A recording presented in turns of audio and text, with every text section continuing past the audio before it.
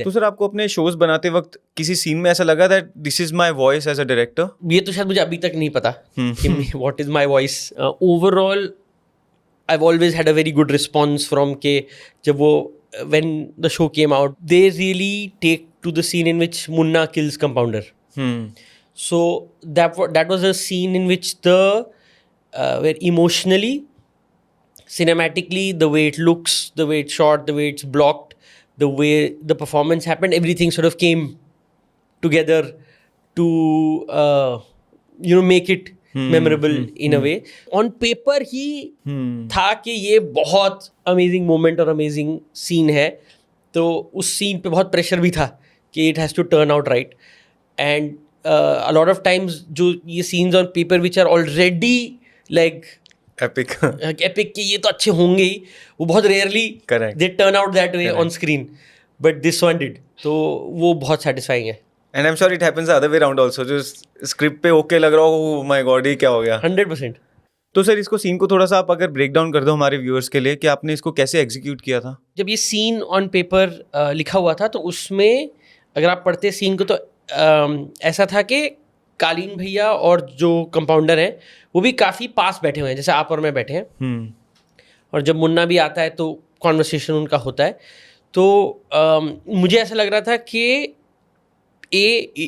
थोड़ा अनकन्विंसिंग होगा for Kaleen Bhaiya not to be able to hear what ये दोनों जो बोल रहे हैं, और इनको एक प्राइवेट मोमेंट नहीं मिलेगा एंड इसको जूस करने के लिए. So Kaleen Bhaiya needs to be at a distance. तो हमने एक स्टेप बैक ट्रैक किया. एक एपिसोड 3, ये एपिसोड 7 में आता है. एपिसोड 3 में एक सिमिलर सीन था जहाँ पे 2 लोग टॉर्चर होते हैं. तो हमने उस सीन से सेटअप किया कि कालीन भैया दूर बैठते हैं, टॉर्चर मकबूल करता है. So he has a specific place where he sits, ताकि जब आप इस सीन में आओ तो अब एज एन ऑडियंस आप क्वेश्चन नहीं करोगे कि कालीन भैया वहाँ क्यों बैठे. So that is one thing जो हमने बिल्ड इन किया. That also helped us visually make the scene much more interesting because of the distance that they had. Kaleen bhaiya always ominously in the back. फिर the lighting scheme that Baba DOP जो है उन्होंने जो वो पूरे carpet factory की जो set की, जो गन फैक्ट्री की, वो बहुत खूबसूरत थी. with the way the light was coming in.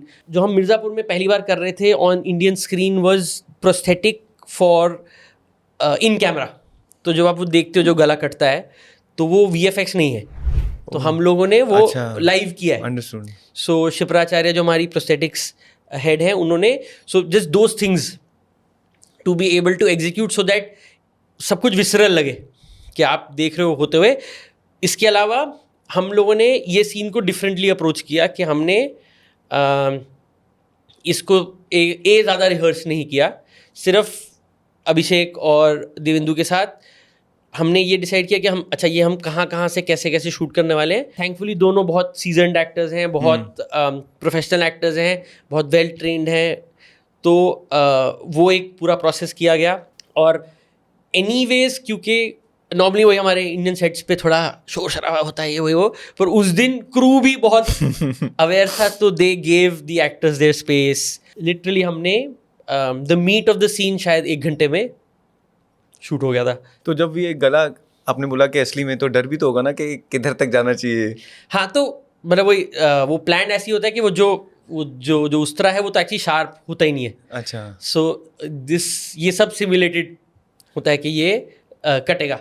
सो वो एक अलग से पैच लग के, और पैच के पीछे एक स्टील प्लेट लगती है. अच्छा, ताकि उनकी सेफ होता है द ब्लड कमिंग आउट. पर वो सब चीज़ें फन थी. मतलब दैट वाज लाइक खिलौने होते हैं ना खेलने के लिए, वो हमने उस सीजन 1 में बहुत किया कि वो उंगली के ऊपर से गाड़ी निकल गई, इंटेस्टाइन्स बाहर निकल रहे हैं. वो हम तब यंग भी थे. फिर हम एनीवेज जैसे जैसे हम शो में मचोर होते कि हमने भी उस सब चीज़ों को थोड़ा टेम्पर डाउन करना शुरू कर दिया, क्योंकि हमें भी लगा कि शायद हमें उतना ग्राफिक जाने की ज़रूरत नहीं है.